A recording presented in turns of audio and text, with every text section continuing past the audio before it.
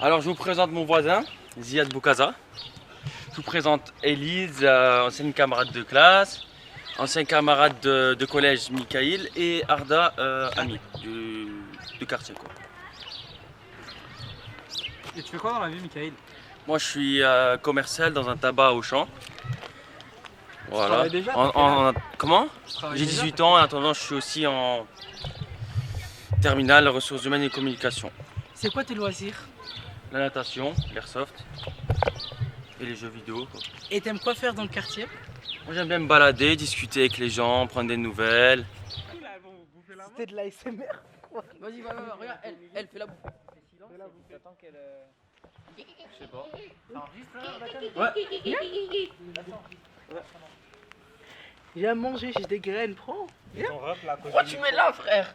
Hein? Pourquoi t'enregistres sa main? Du micro. Attendez, je me rapproche. Ouais, il est énervé. Hein. C'est quoi comme sensation? Je sais pas, elle te Oh prend purée, comme on si dirait elle ça passait gobe le, tout on dirait il seul. gobe le doigt, frère. Ouais, je sais. Bizarre. Ça fait pas mal. T'as vu? Ça fait pas mal.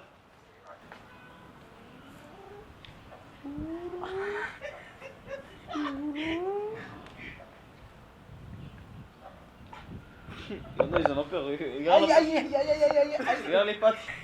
Ça fait des chatouilles. Allez, mange, picore. Dommage, les poulets, ça fait pas. Ça fait comme ça. Ouais, ça fait ça.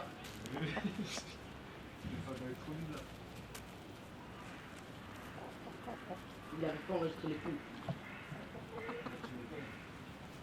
Donc moi c'est Alfonso et je m'occupe donc de l'école où vous êtes aujourd'hui. Je suis le concierge de l'école. J'habite dans l'école. La spécificité de l'école c'est d'avoir des poules. C'est pédagogique. C'est très bien même pour les adultes comme pour les enfants. Moi pour ma part, moi ça me calme. Dès que je suis en bas ça me calme. Les instits qui sont ici, certaines descendent aussi pour juste avoir la compagnie des poules. C'est les animaux ça calme l'être humain. Ouais, ça donne un aspect aussi psychologique. Voilà, exactement. Ouais. Et ça faisait combien de temps qu'il y avait l'élevage dans le jardin? Oui, en fait, là, moi, depuis que je suis arrivé, c'est-à-dire à peu près 10 ans, depuis que je suis arrivé sur l'école, l'idée c'était de mettre des chèvres pour éviter de tondre. Encore une fois, c'est l'idée d'éviter de polluer, d'éviter d'utiliser des machines, on va dire des machines thermiques. Mais voilà, ça m'a été refusé. Et je me suis penché sur les poules. Chaque poule porte un nom. C'est le nom des mailles. Le nom des mailles de Pierre, oui. Voilà. Ma fille, quand elle était plus petite, elle collectionnait les graines. Elle ne savait pas ce que c'était. Je lui ai pris une graine, je lui ai expliqué que voilà, c'est un chêne. On l'a planté, on l'a fait pousser. Quand il a atteint à peu près ma taille, 1,80 m, je l'ai planté à la maternelle. Et aujourd'hui, quand vous allez passer, vous allez voir, je crois qu'il fait 6 mètres. Il fait 6 mètres de haut. En fait, au début, c'était plus ou moins un pari avec mon beau-frère. Parce que mon beau-frère, il faut savoir qu'il est d'origine de Haute-Pierre aussi. Lui, les souvenirs qu'il a, c'est qu'à l'âge de 6, 7, 8 ans, ils allaient souvent manger des fruits. Là, tout ce qui est plein de jeux, là derrière. En fait, là où il y a le zénith, tout ça. Avant, il y avait énormément d'arbres fruitiers.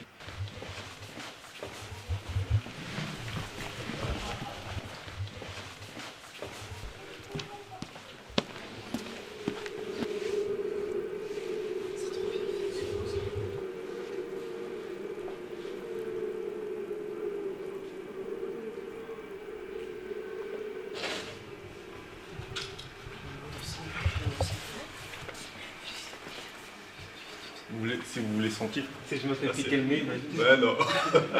ça sent ma tartine du matin. Ça sent la tartine du matin. Il n'y a que du miel. La partie blanche operculée par la cire. température, elle est Et là, c'est encore ouvert. Si je ne me trompe pas, ça fait 5 ans. Et depuis 5 ans, en fait, on est hyper contents. La petite parenthèse, on a des enfants qui sont en classe Ulysse, qui ne tiennent pas en place. Quelquefois, ils montent là, ils prennent une chaise, ils s'assoient. Et les gamins, ils sont hyper calmes. Et là, ils sont réceptifs.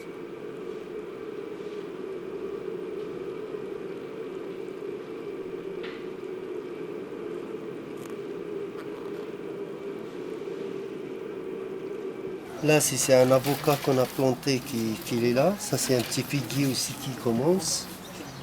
Ça, c'est un rosier. Là, c'est un grand figuier qui a maintenant plus que 11 ans. Là, il y a le cerisier qui a 5 ans.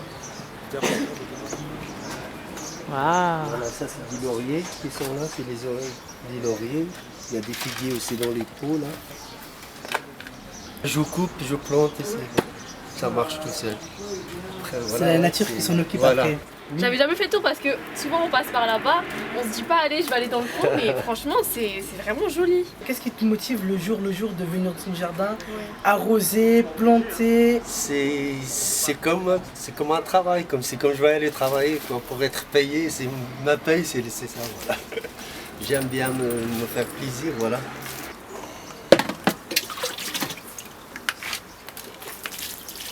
C'est de l'eau de pluie du coup? Ouais, et parfois, comme il n'y a pas de pluie, alors je les prépare moi-même, je les remplis pour que j'arrose comme je veux. Voilà, là. Oh mais comme c'est joli. Ah ouais, c'est bien. Est-ce que vous avez quelque chose pour faire le compostage? Non, Non. moi je les mets directement par terre. Ok. Ça va, c'est genre, comme je coupe, je le pose et après voilà. Ça c'est du curcuma, c'est gingembre. Ça c'est du curcumine, c'est pour médicaments. Ça c'est, voilà, j'avais ramené de Maroc et j'ai planté, voilà. Et tout doucement ça fait les figues et ça fait des bébés. Voilà. Celui-là il est vraiment beau. Ouais. Ou pas? Je suis Pascal Charpentier, donc je suis directeur de la proximité à Oféa. Oféa, c'est l'office public d'HLM de l'Eurométropole de Strasbourg.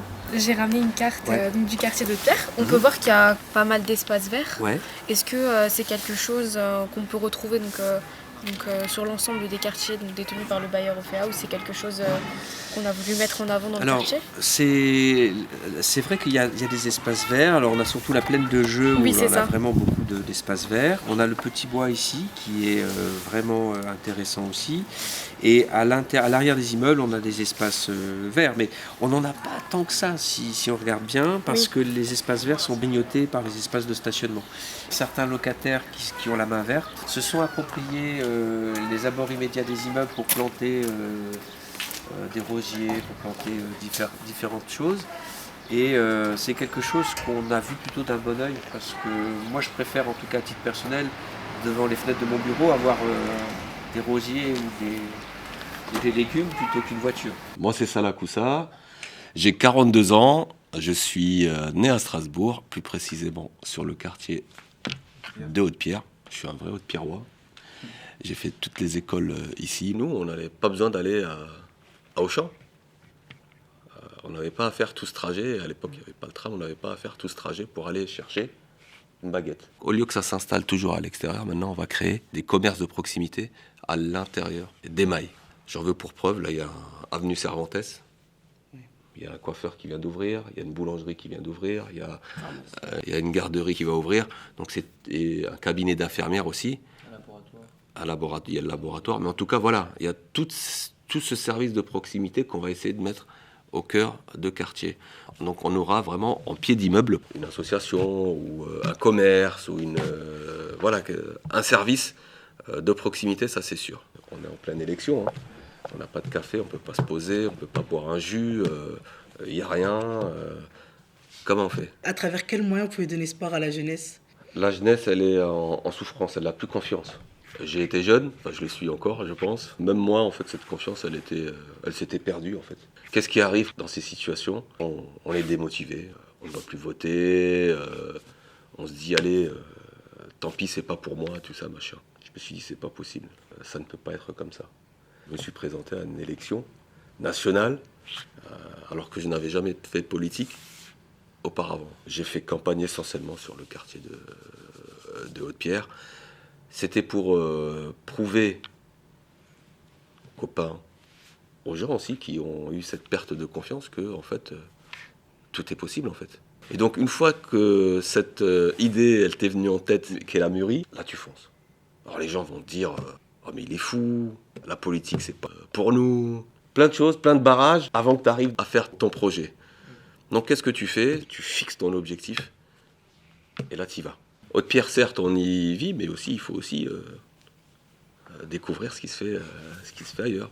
D'autres personnes, d'autres gens, d'autres associations, voilà tout ça. Et on apprend, on est riche après de ce qu'on apprend, quoi.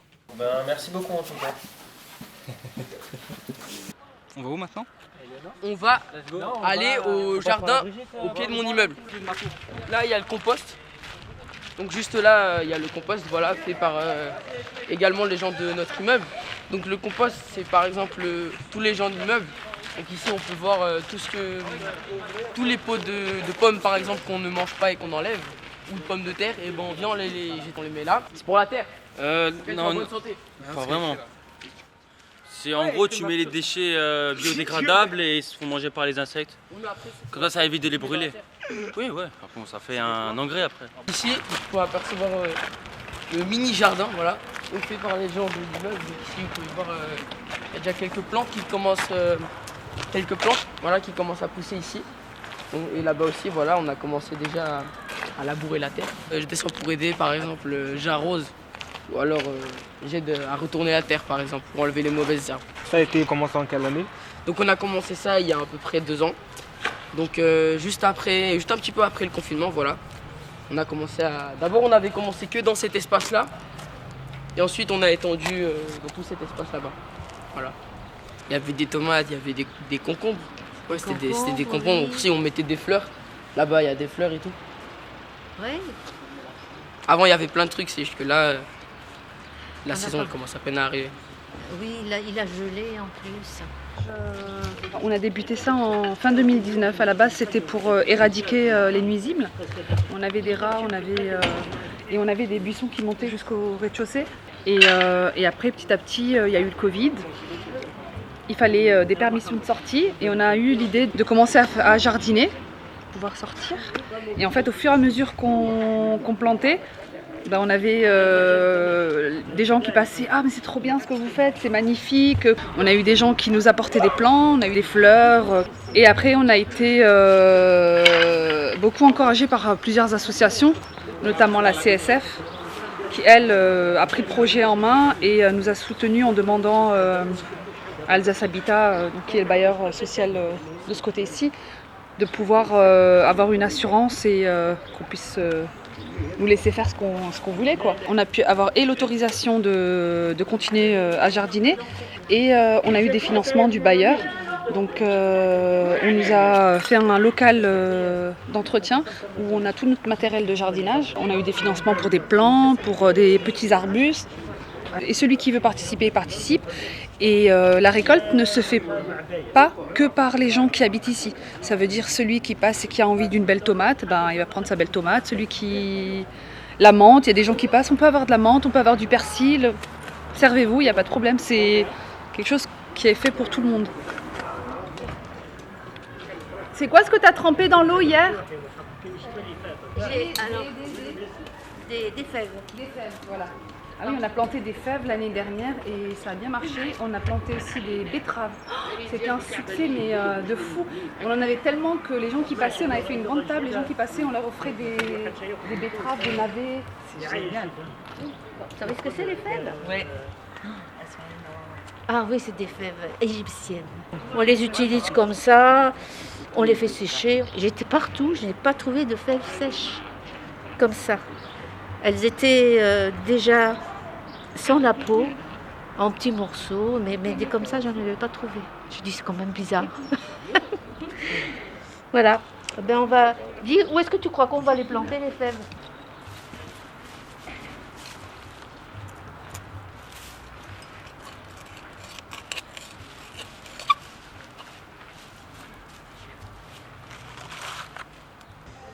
Joséphine, oui.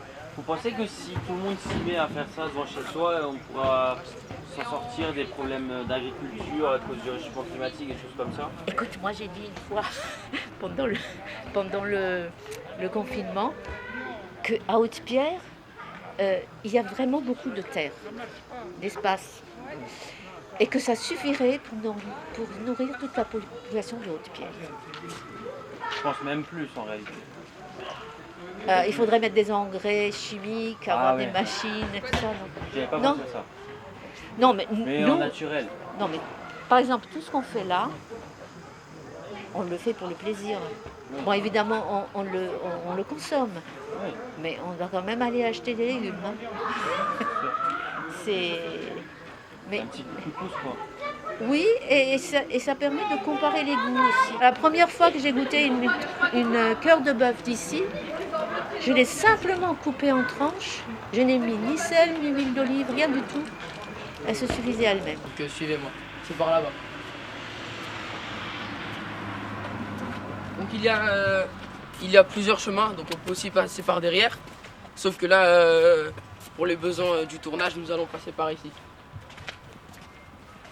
C'est là où ils font du foot, c'est le club de foot. Là ici on peut voir qu'il y a un terrain de pétanque. Juste là il y a un terrain de pétanque. Voilà.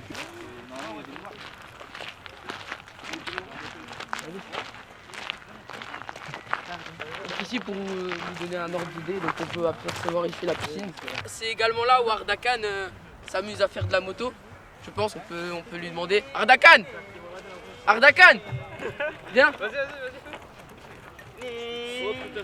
Ardakan, c'est également ici où tu fais de la moto, c'est ça? Une fois j'ai déjà fait, les policiers ils m'ont arrêté, ils m'ont dit de ne pas faire ici, mais je fais encore. Du coup là-bas, vers tout cet angle-là, il y a des Congolais qui viennent pour faire des barbecues les étés et en gros c'est que les dimanches. Les dimanches. Ouais. Et tu peux manger des brochettes, des frites, des marinades, des trucs comme ça. Cool. Il y a aussi de la musique, il y a des ambianceurs. Ouais. Genre des... Comme Serge Ibaka. Ouais voilà. Du coup ça m'est déjà arrivé qu'un week-end je suis tombé en même temps que eux et j'ai fait la fête avec eux. Hein. C'est sympa. 3, 2, 1. Donc venez mes amis, je vous propose d'aller jouer au foot. Non. Allons-y. Donc voilà. Moi je vais au foot, je fais un accident. Je suis pas trop fort au foot mais allons-y. Je fais la passe. Voilà ce qu'il faut faire. Donc voilà, il a mis un panier. 2 points. Regarde, tiens maintenant. Jamais dans des patelins. J'aimerais continuer d'habiter en ville ou dans des quartiers parce que juste le fait d'être entouré de voisins, vraiment proche, tu vois, dans un immeuble. Alors que voilà, une maison, je pense que même une maison autour d'un terrain, etc., il y a quand même une distance entre tes voisins. Et c'est ça que j'aime ici en fait. C'est la tranquillité, je pense, qui est mieux quand tu habites à la campagne. Tu peux mettre ta musique à fond et tout sans que les voisins disent ouais baisse le son et tout. Tu vois. Mais aussi qu'il y ait le tram. Franchement pour moi c'est vraiment un critère Le tram, essentiel. quelque chose d'important pour Elise. Voilà, très important qu'il y ait le tram, une rail de tram, que ça soit accessible. Avant, il n'y avait que jusqu'à Cervantes. On est allé avec nos gros caddies, on marche jusqu'à ici. Et maintenant, ils nous ont facilité la tâche parce que c'est moins long. Il y a des personnes qui viennent du quartier qui font n'importe quoi en ville, c'est un cliché. Ça, je dis pas non. Mais le fait de dire que de ne pas aménager des rails de tram qui viennent jusqu'à dans un quartier, c'est comme si on laissait une partie de la population française de côté qui ne pourra pas s'enrichir de la cathédrale, avoir quelques notions de culture avec des musées en ville. Ça, c'est ça, j'aime pas moi. Je déteste. Si le tram passerait pas par là, il n'y aurait aucun moyen d'y aller, à part la voiture. Là, il suffit que tu marches 10 minutes et tu es à Aubert, tu vois. Oui, c'est ça. Et c'est grave calme et tout. Alors que d'autres quartiers comme Elzo, tu marches 10 minutes, t'es à la prison, tu vois. Tu regardes ta fenêtre, il y a une maison là, tu En vrai, regardes de l'autre surtout côté. cette maille, je trouve, tous les immeubles sont presque différents. Là, on a des maisons un petit peu avec un effet. Il y a même des écritures. Non, Là- toute la ligne, toute la ligne. Oui, je te parle, mais aussi par rapport aux immeubles, il y a Regarde, ceux-là, là-bas il y a des ceux-là. immeubles privés. Il y a Il y en a un, il a immeubles fait la meilleure Leclerc. maille, il s'est tarté. Moi, comme mon arrière-grand-mère, elle l'a déménagé en 73 à Haute-Pierre. En bas de chez elle, c'était pendant les constructions, hein, tout de suite les premiers habitants d'Haute-Pierre, mon arrière-grand-mère. Et en bas de chez elle, il y avait des champs, c'était à la Jacqueline. Et maintenant, ces champs-là, bon, d'abord ils ont été remplacés par des immeubles, par des constructions. Et ensuite, maintenant, bon, ils ont de nouveau détruit les immeubles et ils ont mis des grands parcs. Bonjour. Moi, je venais ici à Halloween, je grattais les bonbons. Ramasser les riches, tu vois, ils vont Ouais, tout compris. et comme ils étaient généreux, bah, ils nous ont passé des plein, tu vois. Et on en profitait. Genre, je venais dans toutes les maisons et je toquais à la porte. Voilà. Tu ramènes Dieu, dis-le pour tous. Comme une nature, mais il fleurit. Moi, je viens avec mes amis qui sont en dépression et on crie tout fort ici. Comme ça. Ça nous aide intérieurement. eux, ça les aide, hein, pas moi. Ah, il a sorti mes amis qui sont en dépré. Bah quoi? Tu peux faire une démonstration? En fait, ils viennent à écrire ah comme ça. Est-ce que tu veux nous montrer comment ils font? Bah je t'ai montré comment ils font. Mais ils se mettent en plein milieu du terrain. Non, ils sont là, il n'y a personne l'après-midi et ils crient tout fort, ils enlèvent tout leur... Tu cries ah. Ok. Est-ce que tu peux un petit peu présenter comment tu t'appelles, ton Je âge? m'appelle Waibi Walid, j'ai 18 ans. J'habite à Strasbourg dans le quartier d'Haute-Pierre. J'ai toujours été manuel. J'ai toujours voulu avoir un outil dans la main. C'est ça qui a fait que je suis parti dans cette école-là de mécanique, dans cette filière-là. Est-ce que tu as eu cette passion par le fait que c'est quelque chose qui est assez répandu, de faire de la mécanique ici? C'est parce qu'il y a beaucoup de personnes qui en font? Non, c'est pas ça. J'ai toujours vu mon père et ma famille travailler dans les voitures. Est-ce que tu pourrais un petit peu parler, je sais pas, des associations ou du local ami qui est juste là par exemple? L'association Ami, depuis tout petit, j'y suis. Elle fait beaucoup de choses pour le quartier par exemple, avec la Jeep aussi, ils font beaucoup de choses pour ce quartier. Elle t'aide, s'il y a un CV à faire, tu descends faire ton CV. Et dans toute l'année, ils font des sorties. Est-ce que tu as l'impression que ça devient plus comme une famille plutôt que des intervenants qui viennent en dehors du quartier? Non, il y a un animateur qui vient de la Mayenne au Nord. C'est plus tard, ils viennent un peu plus d'extérieur. Je passe souvent aussi pour les saluer aussi.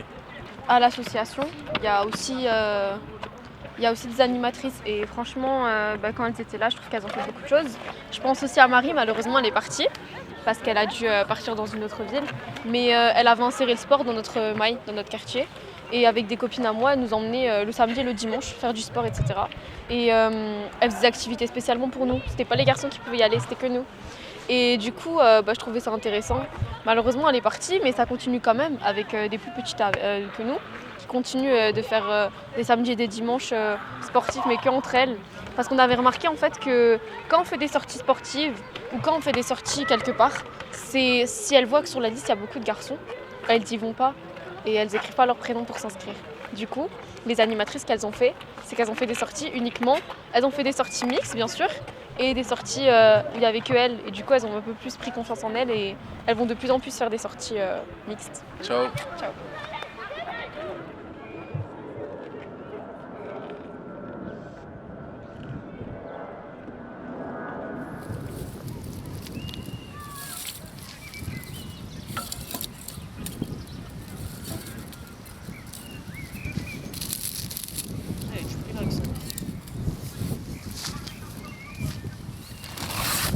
J'ai quelques amies filles. Elles aiment pas trop traîner dans le quartier parce que soit des fois elles se font critiquer par d'autres personnes ou elles se font appeler par des garçons. Elles préfèrent traîner dans la ville, elles voient les magasins et elles mangent des glaces, elles boivent des bubble tea, elles font des limonades, etc. Parce qu'ici les femmes, je sais pas pourquoi, il y a des femmes qui traînent, qui se promènent un peu, après ils repartent chez eux. C'est pas comme les garçons. C'est vrai que c'est bien quand on fait des balades le soir des balades le soir. Quand on veut se balader, on fait des tours d'émail, c'est quand même assez grand, ça fait une grande balade, etc. Mais franchement, à un moment donné, on peut pas faire le tour 50 fois. Moi, j'ai rien à dire à part que pour moi, les deux sont égaux. Au niveau d'Haute-Pierre, pour moi, je trouve qu'ils devraient être égaux en fait. Au niveau du salaire, au niveau des droits, même s'ils ont presque tous les mêmes droits. Au niveau des chances, des chances de tout, d'être employé quelque part ou d'autres choses. Pour moi, c'est normal. Il n'y a pas de c'est le mari qui reste assis à la maison et la femme qui fait le ménage, le manger et tout. Moi, je dis que c'est les deux qui devraient faire parce qu'ils vivent ensemble, ils cohabitent ensemble. Non, mais aussi chez moi, on est 3 garçons plus mon père, ça fait 4. Et ma mère, c'est la seule, il n'y a pas de fille. Alors, mon père, c'est pas une personne flemmarde en fait, parce que comme il a l'habitude de travailler, il se partage vraiment les tâches. Des fois, ma mère, elle fait rien du tout. Et c'est nous qu'on fait soit manger ou soit on fait la machine à laver ou on nettoie les assiettes. Ça dépend. En fait, je pense que Ça dépend de la mentalité parce que mon père, lui, il est venu du Maroc ici, il a habité tout seul et il n'y avait pas sa mère pour lui faire le nettoyage ou quelque chose comme ça. Que si ma mère devait aller se réveiller à 5h du matin, revenir à midi, me faire à manger, après refaire la machine à laver et repartir à 15h30 pour aller travailler jusqu'à 19h et revenir faire la machine à laver et nous préparer à manger, je pense qu'un jour ou l'autre, elle va s'arrêter. C'est comme un robot, il ne peut pas faire 1500 tâches en même temps. À un moment ou l'autre, comme nos téléphones, ils se déchargent. Je suis arménien et du coup, chaque fête, quand c'est l'été et tout ça et quand on peut, on vient tout le temps barbecue. Et du coup, depuis que je suis tout petit, j'aimais tout le temps jouer avec le feu et tout ça. Il me disait d'arrêter et bah maintenant c'est moi qui fais les feux à chaque fois. Il y a quand ça s'appelle khorovat, le kebab arménien, c'est en fait il y a un mélange de viande et c'est mis sur une broche. Alors moi, je vous ai amené des spécialités marocaines. Je suis fier du feu. Attendez, je vous les sors. J'ai ramené des spécialités marocaines. Ça, c'est les crêpes à mitrou que je voulais qu'on mange avec le miel. J'ai ramené un petit peu de beurre. Et là, c'est des pains avec de la viande hachée et du fromage, toute cette ligne-là. Et là, c'est des msemen. Et c'est genre une galette. C'est une galette avec des légumes et de la viande hachée. C'est ma mère qui les a préparés parce que de base, nous, pendant le ramadan, on fait des commandes et comme on travaille dans une boucherie, on a un stand. Ma mère elle en fait en grosse quantité et je me suis dit pourquoi pas ramener. Je ne savais pas quoi prendre de base, alors j'ai fait à l'instinct et je me suis dit je ramène ça, alors j'ai ramené ça.